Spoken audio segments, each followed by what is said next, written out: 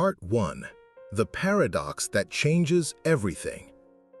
What if the very thing you believe makes you a kind, dependable, and loving person is the one thing silently destroying your value in the eyes of others? What if your constant availability, your readiness to drop everything for someone else, isn't being perceived as devotion, but as a sign that your time, your energy, and your presence are worth very little? This is one of the most profound and unsettling paradoxes of human nature. We are taught to be present, to be giving, to be there for people. And yet the laws that govern human connection, respect, and even attraction operate on a completely different principle. It's a principle that feels wrong, that feels counterintuitive, but one that holds an undeniable power the moment you have the courage to test it. The moment you gently and intentionally pull back, you don't disappear. You suddenly become visible. You suddenly become invaluable. This isn't a trick. It's not a game of manipulation. It's a deep psychological and spiritual truth about the nature of value itself. Think of anything precious in this world: diamonds, ancient artifacts, a once-in-a-lifetime experience. Their value is intrinsically linked to their scarcity. Your presence, your energy, your focus, these are the most precious resources you possess. When you give them away freely and endlessly, you unknowingly devalue your own currency. You become common ground, a public park that anyone can enter and leave at will, often without noticing the beauty they are trampling upon. But when you pull back, you are not building a wall. You are tending to a garden. You are creating a sacred space within yourself. This act of withdrawal is an act of responsible stewardship over your own soul. It is a declaration that your inner world matters, that your peace is worth protecting, and that your energy is a finite resource you must replenish. You cannot pour for others from an empty cup, and this withdrawal is the very act of filling that cup. The brilliant psychologist Carl Jung spoke of a concept called projection. He understood that we rarely see other people as they truly are. Instead, we see them through a filter of our own unresolved needs, desires, and expectations. We project an image onto them. When you are perpetually available, you become the perfect blank screen for these projections. People project their need for a constant fixer, an emotional crutch, an endless source of validation onto you. They don't see you, they see a utility that fulfills a function. The moment you pull back, you take the screen away, you remove the surface for their projection. And for the first time, they are forced to confront the empty space where you used to be. In that uncomfortable silence, in that absence, a new perception is born. They are no longer seeing a function, they are forced to consider the person. They begin to wonder not just what you do for them, but who you are without them. And that is the birthplace of genuine respect. Consider this. Imagine you have a mentor. This mentor is brilliant, but their guidance comes at a price. Their time is sacred and difficult to secure. To meet with them, you must prepare, you must be intentional, you must honor the appointment. Now imagine another mentor, equally brilliant, but who is available 24/7. You can call them anytime, interrupt them, and they will always be there. Whose advice would you treasure more? Whose words would you write down, meditate on, and put into practice with more urgency and reverence? The answer is obvious, and it reveals a core truth. We value that which requires an investment from us. When you pull back, you are not punishing others, you are inviting them to make a conscious investment in the act of connecting with you. You are transforming the dynamic from a casual transaction to a meaningful encounter. You are becoming a lighthouse, not a lifeboat. A lighthouse doesn't run around the coast chasing ships to save. It stands firm, rooted in its foundation, and shines its light. Its power is in its constancy and its defined position. Ships in the storm are drawn to its reliable light. They navigate towards it. It doesn't beg for them to see it. Its very nature commands respect and offers guidance from a place of strength. This is the shift you are making. You are moving from a frantic need to be validated to a quiet confidence in your own light. But this is only the beginning of the journey. We've talked about the power and the paradox of pulling back. We've seen how it can recalibrate your value in the eyes of others. But we have not yet touched on the darker side of this equation, the hidden, corrosive cost of never pulling back. There is a psychological decay that occurs when you are perpetually available, a slow poisoning of the soul that most people endure their entire lives, never realizing the true price they are paying for their own generosity. What is this hidden cost, and how does it secretly unravel our most precious relationships from the inside out? Part 2. The invisible prison of constant availability. That hidden price we talked about, the psychological breakdown, it's not a sudden dramatic collapse. It's a slow, quiet erosion of the very essence of who you are. It's the creation of an invisible prison, a prison without walls or guards, but one that confines you more tightly than any physical cell. The bars of this prison aren't made of iron, but of the notifications on your phone's screen, each one a summons from a world that has grown accustomed to your unfailing availability. Your day begins not with a mindful breath or the feeling of your own heartbeat, but by checking a list of other people's expectations. You wake up already feeling guilty for unread messages, for missed calls. Every step you take, every breath, is governed by an all-encompassing fear of disappointing someone, of failing to live up to the image of that person who can always be counted on. This is where Carl Jung's profound insights into the human psyche become not just interesting, but vitally necessary. Jung introduced the concept of the persona. The persona is the social mask we wear to navigate the world. It's the good employee, the caring friend, the devoted partner. It's a necessary and healthy tool for social interaction. But for the person who is always available, the persona ceases to be a tool. It becomes a cage. You put on the reliable mask in the morning and never take it off. Slowly, horrifyingly, the mask begins to fuse with your skin. You play the part so convincingly and for so long that you forget it's just a performance. Think of that friend who throws the best parties, always smiling and full of energy, the life of the party. He remembers everyone's birthday. He's the first to offer help. But no one sees what happens when the door closes behind the last guests. No one sees him sitting in dead silence as the mask of the fun lover falls from his face like shattered armor, leaving him utterly depleted and unbearably lonely under the weight of the role he has played. And this raises a chilling question. What happens to the true self, to the authentic personality hiding behind the mask when it's never allowed to breathe? What happens to your unspoken needs, your quiet dreams, your unmarked boundaries when they are constantly sacrificed on the altar of availability? The answer is the core of this hidden tragedy. Your authentic self doesn't just disappear, it is buried alive.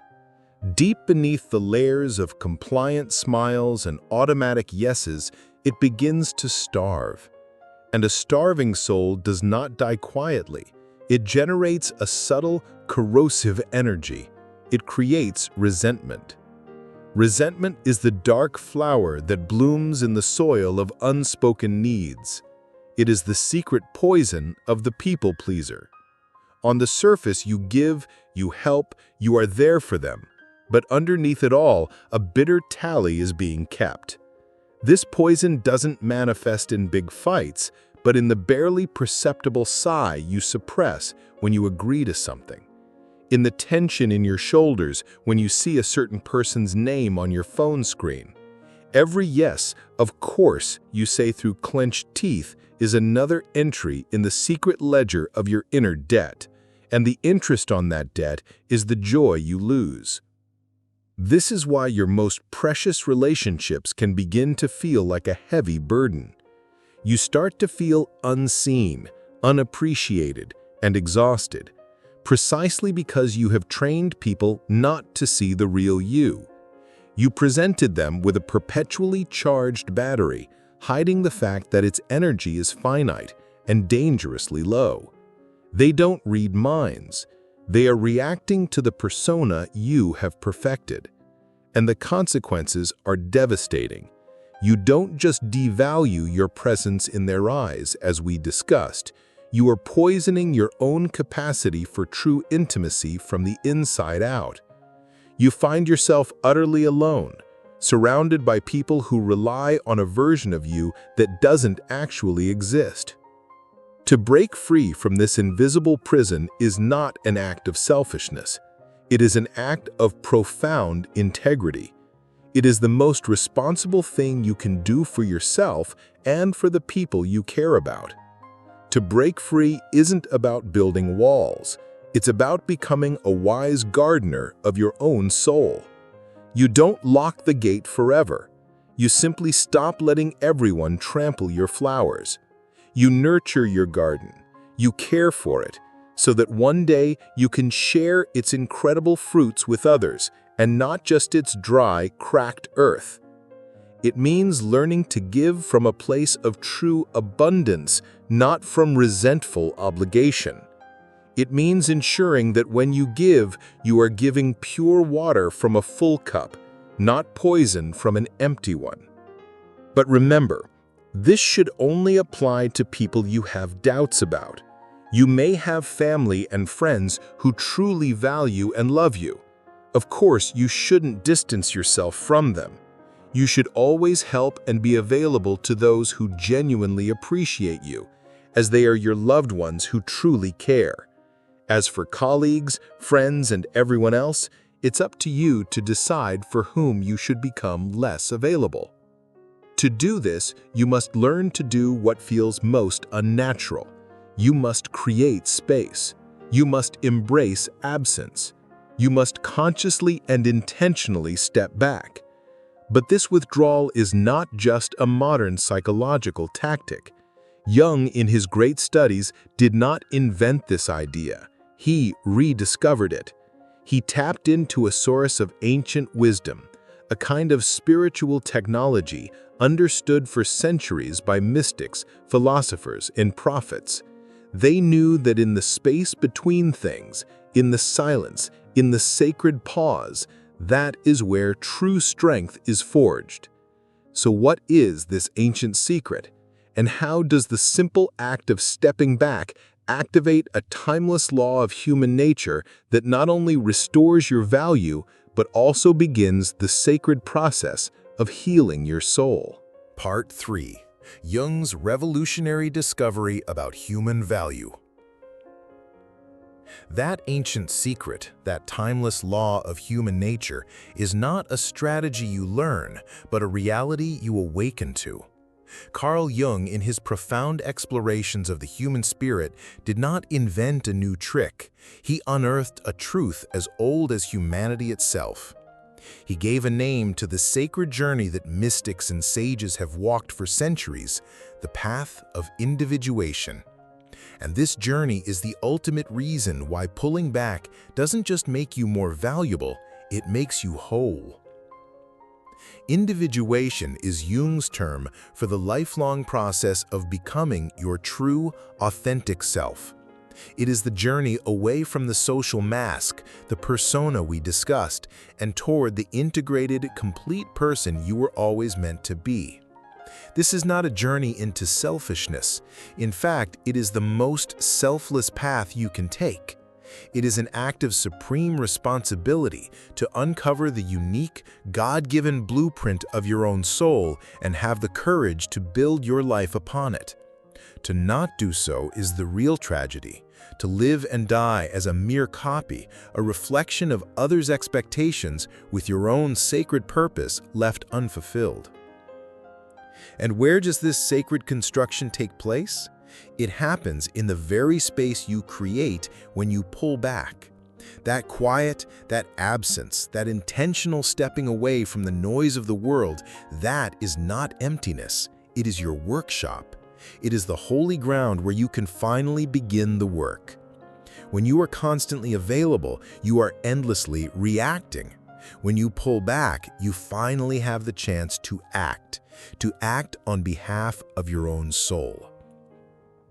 In this sacred space, you are finally able to do the one thing that is impossible when you're caught in the web of pleasing others. You can be honest with yourself. This is where you confront what Jung called the shadow. The shadow is everything within you that you have repressed and denied in order to be good, nice, and acceptable. It holds the resentment we spoke of, the quiet anger, the unspoken needs. Integrating your shadow is not about becoming evil. It is an act of profound courage and humility. It means looking at your own bitterness and asking, with compassion, why are you here? What truth are you trying to tell me? It means acknowledging your own capacity for frustration and weakness, not to indulge it, but to bring it into the light of your consciousness so it no longer controls you from the dark. This is how integrity is forged. You become a person who is no longer at war with themselves, and that inner peace radiates outward as an undeniable strength. This leads us to a revolutionary truth about human connection.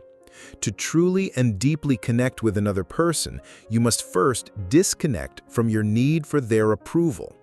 To build a bridge to someone's heart, you must first be willing to stand, content and whole, on your own shore.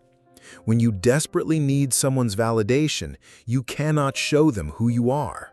You show them a carefully constructed performance designed to win their applause. They can't fall in love with you. At best, they can become a fan of your act.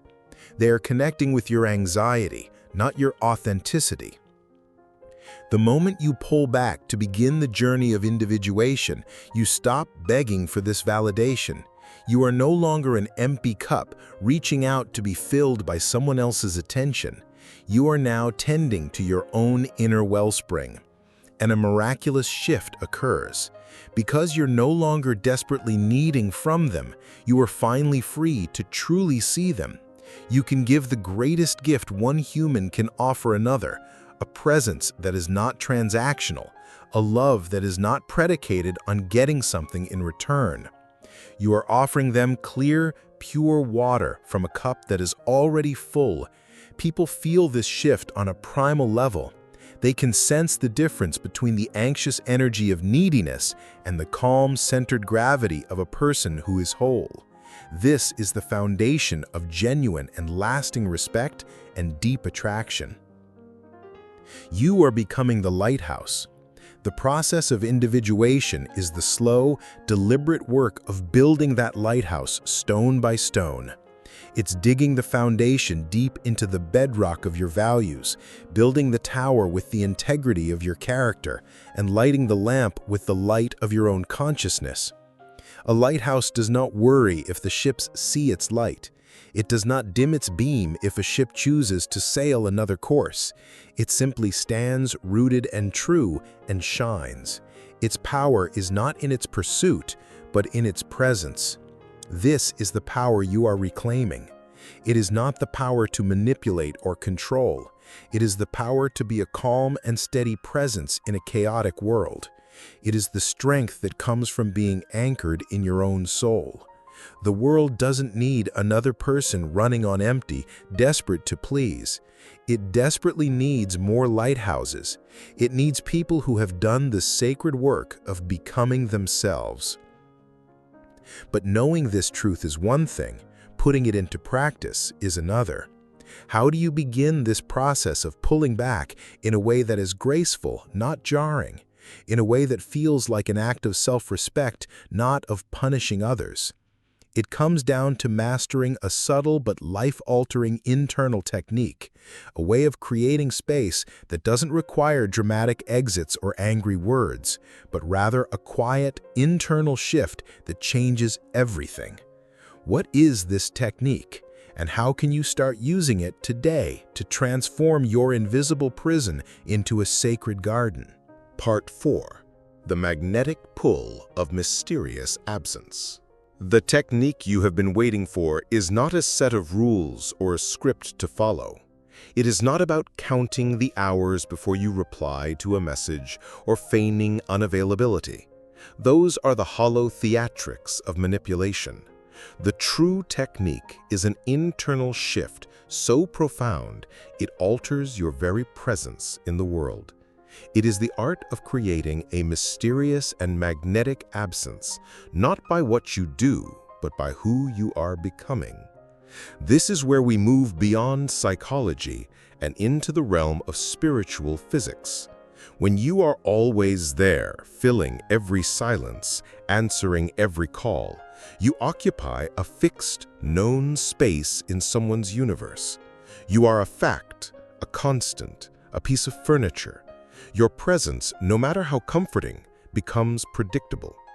And the human soul, on its deepest level, is not captivated by the predictable. It is captivated by mystery. When you pull back, you are not just creating distance, you're introducing a question. You are creating a void. And human consciousness, like nature itself, abhors a vacuum. This void you create by your absence becomes a powerful psychic canvas. In your constant presence, you were the screen upon which they projected their daily needs and expectations.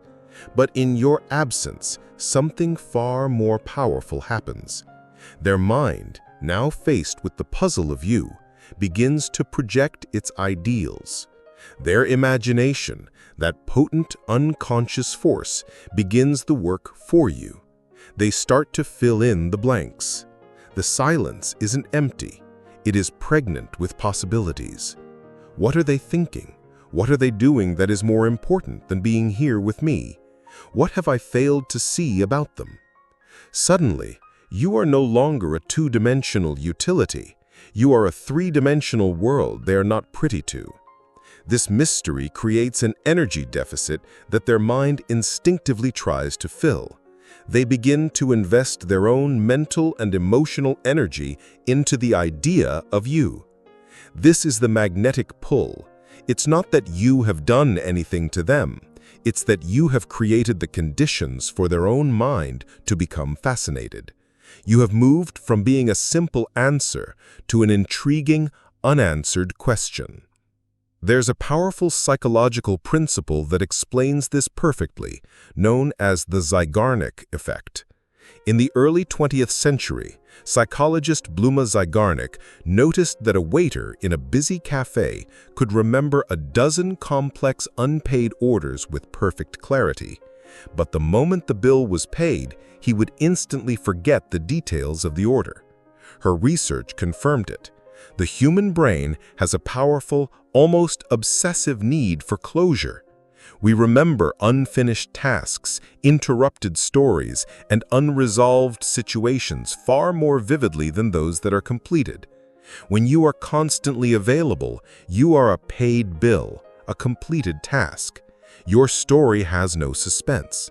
But when you pull back, you become an unfinished symphony in their mind. You create an open loop. Their subconscious is now engaged in a constant, low-level process of trying to complete the task of understanding you. This is why a person's thoughts will drift back to you, not because of a logical decision, but because of a deep-seated cognitive drive. They are not merely missing your presence. Their brain is actively trying to solve the beautiful, frustrating puzzle of your absence. This is the key. You are not playing hard to get. You are becoming a person of depth and substance whose time is genuinely occupied by meaningful pursuits. You are on the journey of individuation. You are tending to your garden, strengthening your lighthouse, filling your own wellspring. Your absence is not a void of nothingness. It is filled with your own life. It is filled with the book you are reading, the skill you are learning, the prayer you are committed to, the work that gives you purpose. The magnetic pull others feel is not a response to a game. It is a response to the gravity of a person who has a center.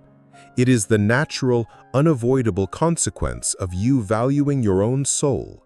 You are not creating artificial scarcity. You are honoring the sacred, God-given scarcity of your own time and energy on this earth. People feel this on a cellular level. It is the difference between a cheap replica and a masterpiece. The masterpiece's value is not just in its beauty, but in its uniqueness and the story of its creation. By pulling back, you are stepping into the story of your own creation, and there is nothing more magnetic than a person who is actively becoming who they were meant to be. The true goal, then, is not to make someone value you. It is to build a life so rich, so aligned with your own integrity and purpose that their presence becomes a cherished addition, not a desperate requirement. The respect and attraction you receive from others becomes a beautiful echo of the respect and love you have first cultivated for yourself. But here lies the most dangerous trap on this entire journey. There is a fork in the road, and the path you choose will determine everything. It is possible to use this knowledge of scarcity and mystery not as a tool for wholeness, but as a weapon of the ego. There is one fatal mistake that turns this sacred act of self-reclamation into a toxic, destructive game that will not only fail, but will poison your relationships and your own soul. What is this critical error, and how can you ensure you avoid it at all costs? Part 5. The fatal mistake that backfires spectacularly. That fatal mistake, that fork in the road we spoke of, is not a misstep in your actions, but a corruption of your intent. It is the subtle, poisonous whisper of the ego that turns a sacred act of self-reclamation into a cheap, manipulative tactic. The mistake is not in pulling back. It is in pulling back as a performance, with one eye anxiously peeking from behind the curtain, waiting for applause. It is the difference between building a sanctuary and setting a trap. When you withdraw as a tactic, when you use silence as a weapon or absence as a punishment, you are not operating from a place of strength. You are being commandeered by the most insecure, wounded part of yourself. This is what Jung would identify as the unintegrated shadow in its rawest form. It is the part of you that craves control because it feels utterly powerless. The part that wants to test others because it doesn't trust itself. It says, "I will ignore them for 3 days and that will make them miss me." It meticulously counts the hours, watches for the online status, and interprets every second of silence as a personal failure or a victory in a game no one else knows they are playing. This is not the quiet confidence of a lighthouse. This is the frantic, desperate energy of a person holding their breath. It is tense, unsustainable, and its only purpose is to force a reaction, to create a dramatic gasp for air. And this is why it backfires so spectacularly. People may not be psychologists, but they are experts in emotional energy. They can feel the difference between a space that is held for peace and a silence that is laced with expectation. Manipulative absence feels like a test, and no one likes to be tested. It feels like a punishment, and it breeds resentment, not respect. It creates suspicion, not desire. You might get a short-term, panicked reaction, but you are eroding the very foundation of trust upon which any meaningful relationship is built. You cannot build a temple of connection on the toxic soil of a power game. The authentic path, the one that leads to becoming invaluable, is entirely different. The intention is not to change someone else's behavior, but to heal your own soul. You withdraw not from them, but to yourself. You are not stepping into an empty, anxious void.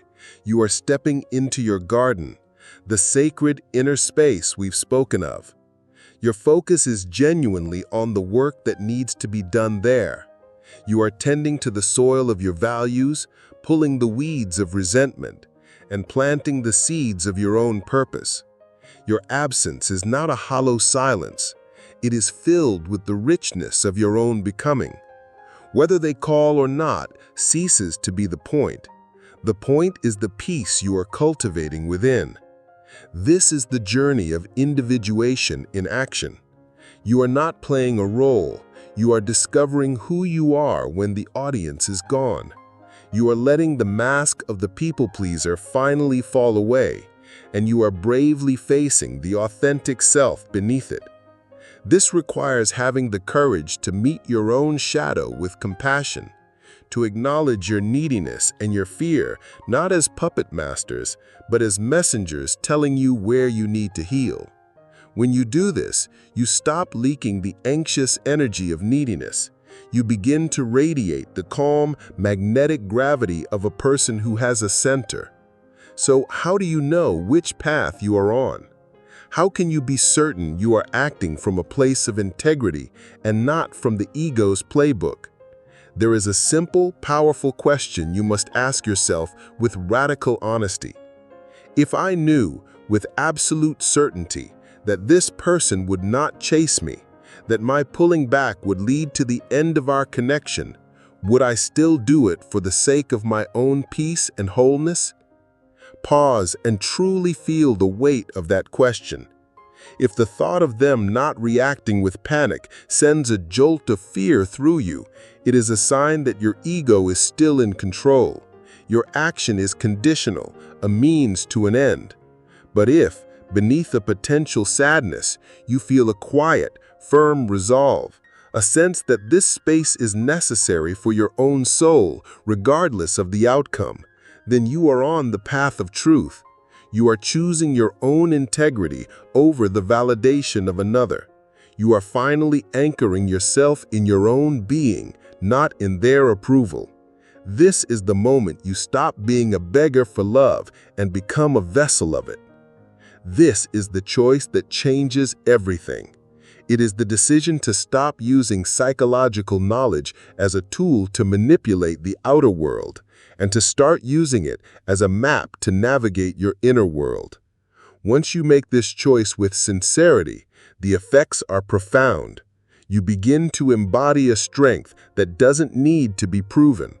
The respect you receive from others is no longer something you have to scheme for.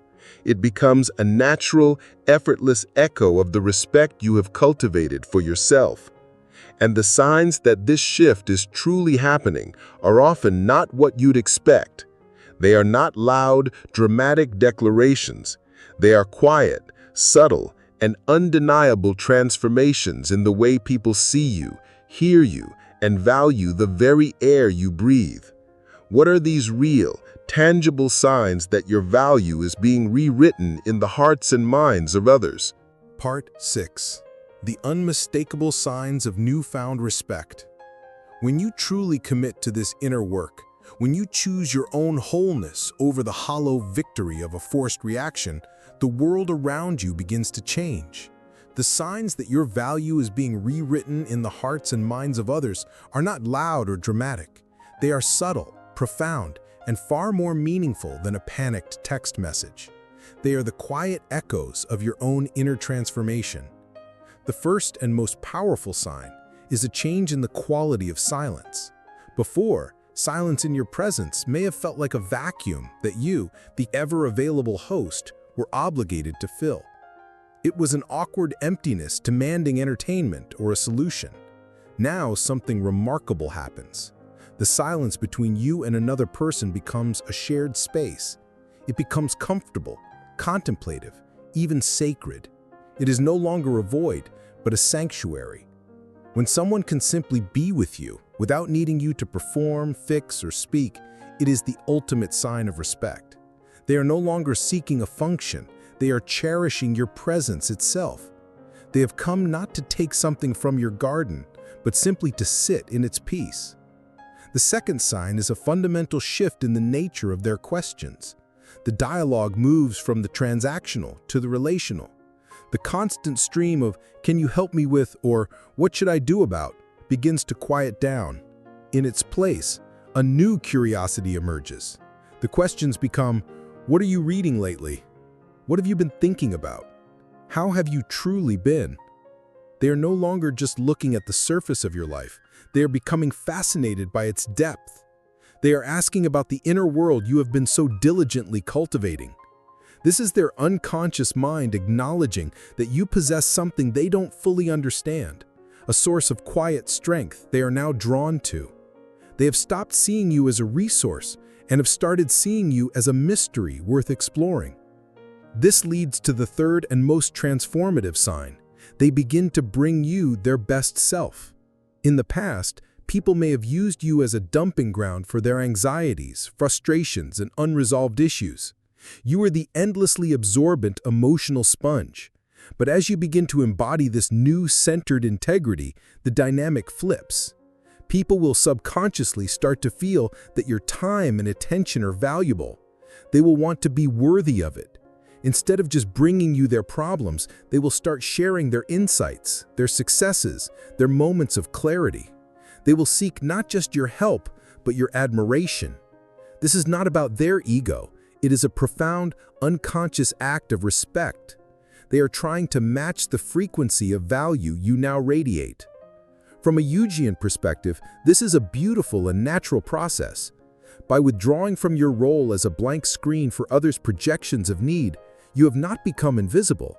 You have become a different kind of screen, one that reflects a higher possibility. Their unconscious, which once projected its helplessness onto you, now begins to project its aspirations. It senses the wholeness, the individuation taking place within you, and it is drawn to it as a plant is to the sun. They see in you the peace and self-possession their own soul longs for. They are not merely respecting you, their deeper self is recognizing the truth in you. But we must ask a crucial, honest question here. Is this newfound respect always comfortable? Will everyone celebrate the new you? The answer is a resounding no. And this in itself is perhaps the most clarifying sign of all. Some people will react to your newfound boundaries not with respect, but with frustration, confusion, or even anger. They will accuse you of being selfish or distant. They will try to pull you back into your old role, the one that was so convenient for them. Do not mistake this for a sign of your failure. It is the greatest sign of your success. Their negative reaction is a divine gift of clarity. It is a spotlight illuminating the true nature of your previous connection. It reveals that the relationship was not built on mutual respect, but on your utility. Their anger is the frustration of a user who has discovered their favorite tool is no longer available 24/7. It is painful to realize, but it is the truth that sets you free. You are the lighthouse, and your light is now shining brightly. Some ships will use it to navigate safely to harbor. Others who are comfortable playing in the dangerous, rocky shoals will be annoyed that your light reveals the perils they chose to ignore. You have not caused their anger. You have simply revealed what was already there. This process sorts your relationships into two categories: those that are nourished by your wholeness and those that were dependent on your emptiness. The former will deepen into connections of incredible substance and mutual respect. The latter will fall away, creating the space for healthier relationships to grow. You are no longer just pulling weeds. You are discovering which plants in your garden are flowers and which are poison ivy. This is a sacred, necessary purification. So, you see, the signs are all around you. In the comfortable silence, in the curious questions, in the quality of people who are drawn to you, and even in the frustration of those who fall away. These are not just rewards for a job well done. They are the natural, undeniable consequence of a fundamental internal shift. But this entire process hinges on that one internal transformation, the bedrock upon which this entire new reality is built. Before any of these external signs can manifest, you must first master the art of being your own anchor in the storm of the world's expectations. What does it truly mean to become this anchor? And how do you cultivate an inner stillness so profound that it silently commands the respect you once chased so desperately? Part 7. The inner revolution that precedes outer change. Becoming that anchor. Cultivating that inner stillness. This is the final, secret key. It is not an action you take, but a state of being you inhabit. It is the quiet, unseen internal revolution that must precede any meaningful outer change. All the signs of respect we discussed, all the magnetic pull of your presence are not the goals themselves. They are merely the smoke that rises from a well-tended fire within. Your task is not to chase the smoke. Your task is to build the fire. This inner revolution is not a declaration of war on the world. It is the gentle, determined restoration of order within your own soul. For years, your inner world may have been governed by chaos, a democracy of competing voices, where the loudest fear, the most recent criticism, or the most urgent external demand held the power of veto. The revolution is the quiet coronation of a new ruler, your own conscious, centered self. It is the establishment of a benevolent monarchy whose sole allegiance is to the truth, integrity, and sacred purpose of your own life. This is where the real work of Jung's individuation begins. It happens in the silence you intentionally create. This silence is not empty. It is your forge. It is the workshop where you begin to hammer out a new reality for yourself. Here, in this sacred solitude, you finally have the space to confront the exiled parts of your own kingdom, what Jung called the shadow. Remember, this is not an invitation to dance with demons. It is an act of supreme courage and responsibility. It is having the humility to look at your own bitterness and ask, what unmet need created you? It is looking at your deep-seated fear of being abandoned and saying, I will learn to be the one who does not abandon myself. You are not indulging these dark impulses. You are bringing them out of the dungeons of your unconscious and into the light of your awareness. A wise ruler does not pretend the most rebellious parts of his kingdom don't exist. He listens to their grievances so he can address the injustices that fuel them, thereby bringing true and lasting peace to the realm. This is what it means to integrate the shadow. You are not becoming dark, you are becoming whole. You are taking back the power you gave away to your unexamined wounds and fears. And here, you must ask yourself the most important question of this entire journey with radical honesty. Who is this revolution for? Are you building this inner fire to impress onlookers with its warmth? Are you forging this anchor simply to prove to other ships how steady you are in a storm? If your hidden motivation is still to orchestrate a reaction from others, you are not a revolutionary. You're just a more sophisticated actor on the same old stage. The foundation of your new kingdom will be built on sand, and it will crumble at the first sign of an indifferent audience. The true, unshakable purpose of this inner work is not to gain power over others, but to reclaim sovereignty over yourself.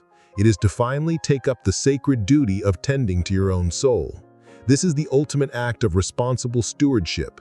You are cultivating your inner garden not so others will admire its beauty, but so that you may live in a place of peace and abundance. You are filling your wellspring not so others will be impressed by its depth, but so you will never again offer another human being the poisoned water of resentment that comes from a depleted source. The validation you receive from others ceases to be the goal. It becomes a secondary, beautiful byproduct of the love and respect you have finally learned to give yourself. This is what it means to become your own anchor. An anchor does not fight the storm. It does not rail against the waves. It does not resent the wind. It performs one single, silent function. It holds fast to the seabed. Your seabed is your core values, your integrity, your non-negotiable truths. The daily practice of solitude and self-reflection is the act of strengthening the chain that connects you to that deep, unshakable ground.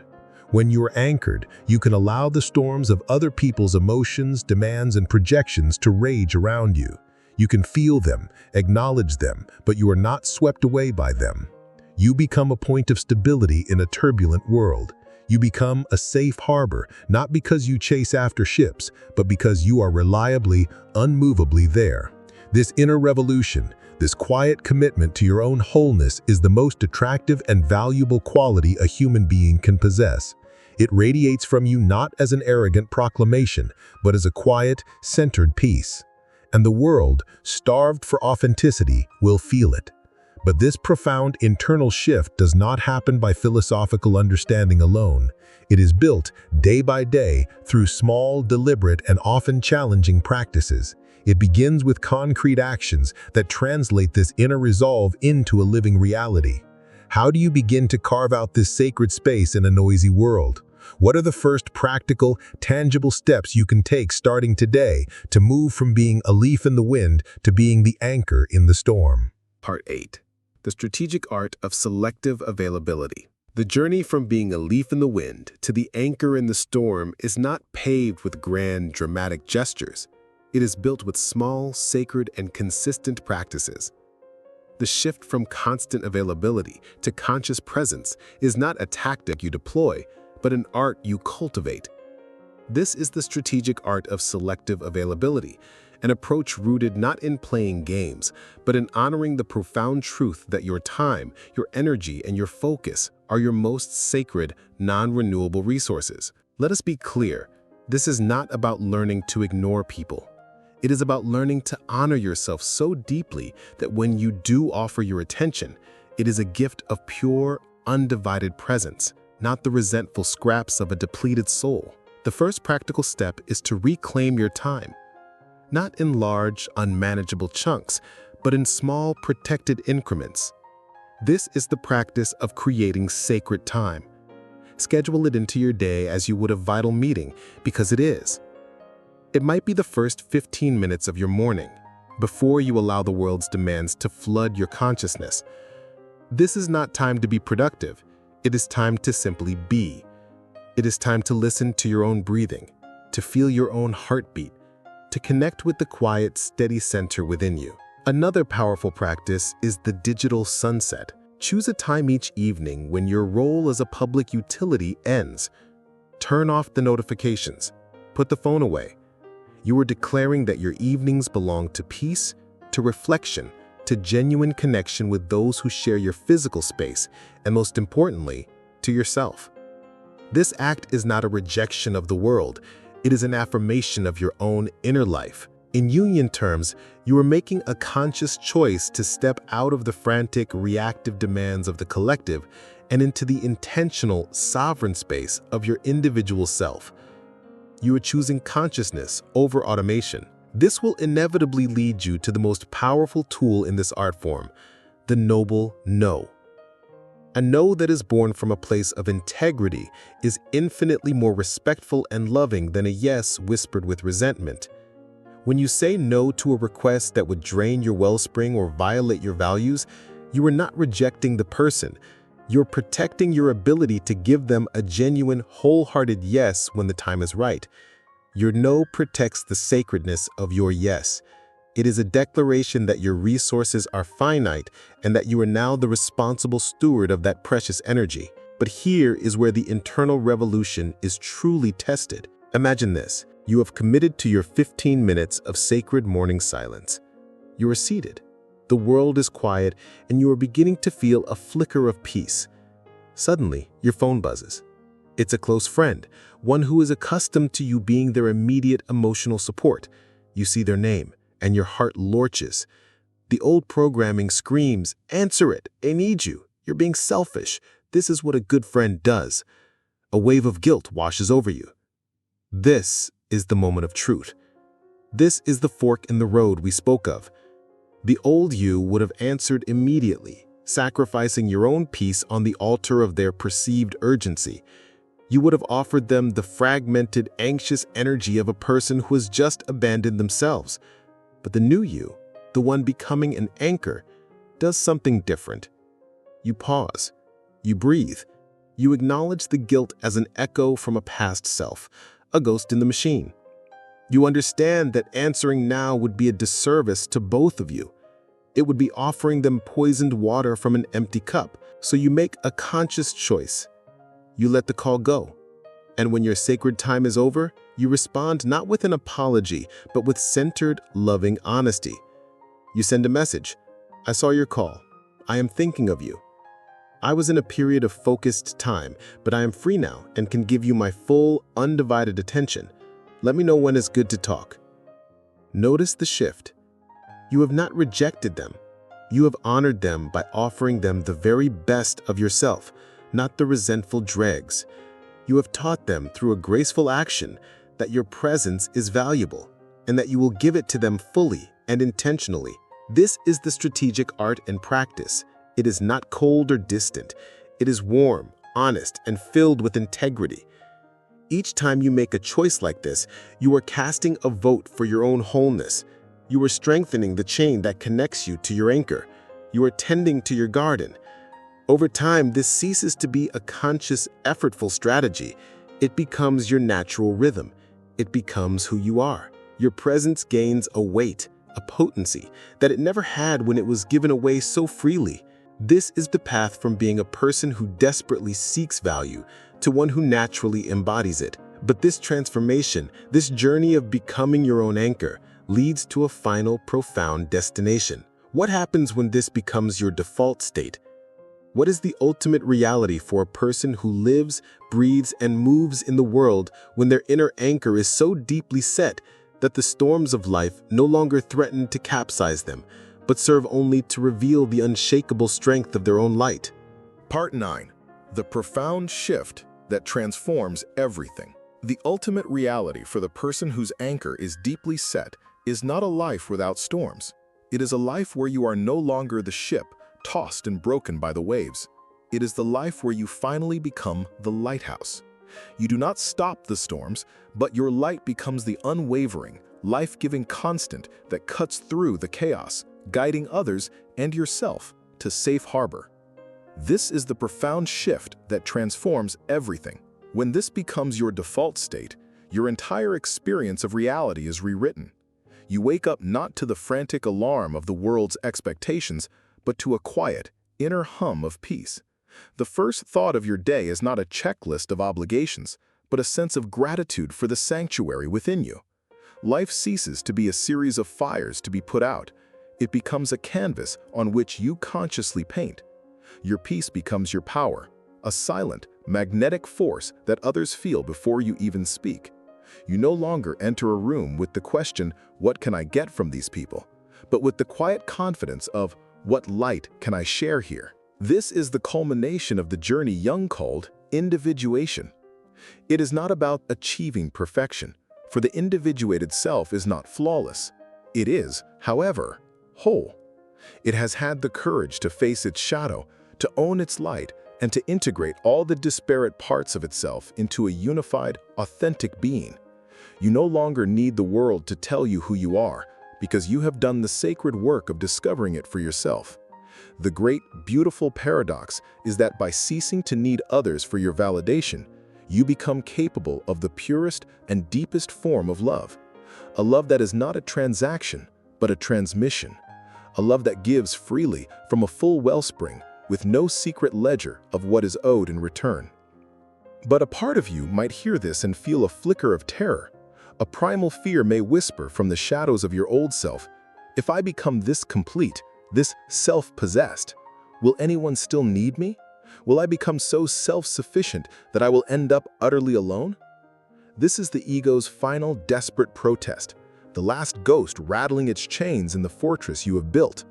It is a fear born from a lifetime of believing that your value is tied to your utility. Here is the truth you must anchor yourself to now. You will move from being desperately needed to being profoundly wanted. Need is the language of dependency. It is the currency of brokenness. It creates relationships that are fragile, anxious, and transactional. To be wanted, however, is the language of desire, respect, and freedom. People will no longer be drawn to you to fix them, but because your wholeness inspires them. They will seek your presence not as a crutch, but as a source of warmth and light.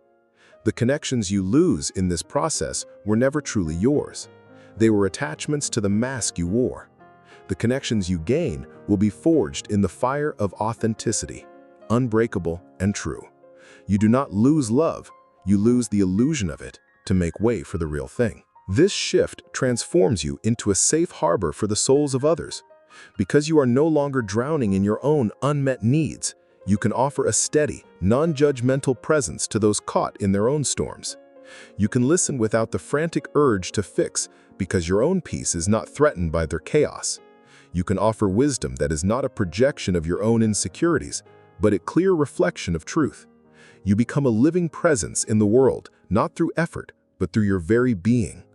You become the living embodiment of the principle that you can only truly serve the world when you have first done the sacred work of healing yourself. This is the ultimate invitation.